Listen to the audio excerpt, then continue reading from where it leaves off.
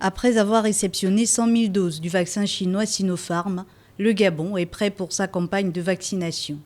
Approuvé en Chine en décembre dernier, le vaccin a connu 3 phases d'essais cliniques qui ont toutes convergé vers son efficacité à 80%. Il n'y a pas de risque zéro.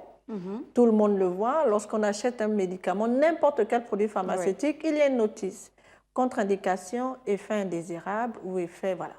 Et donc, en ce qui concerne donc, le vaccin pour lequel le comité de pharmacovigilance a été mis en place, ces vaccins, on le sait très bien, ont été élaborés en un temps de délai très court, avec toutes les conditions qu'il faut.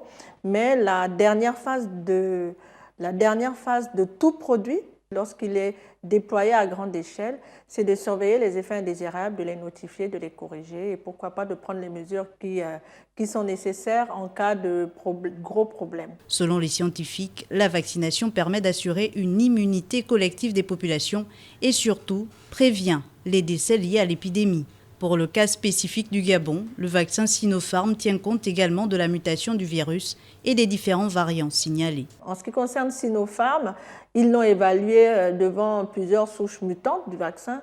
Il faut savoir que la protéine spike, qui est la cible, qui permet au virus de pénétrer dans les cellules humaines et qui est la principale cible des vaccins, voilà, a déjà muté 4000 fois.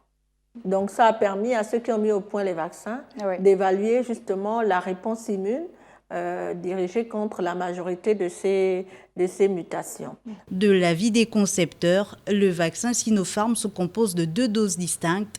La deuxième doit être administrée dans un intervalle de 2 à 4 semaines après la première dose. Pour rappel, ce sont à ce jour plus de 10 millions de doses de Sinopharm qui ont été administrées dans le monde et aucun effet indésirable grave n'a été rapporté.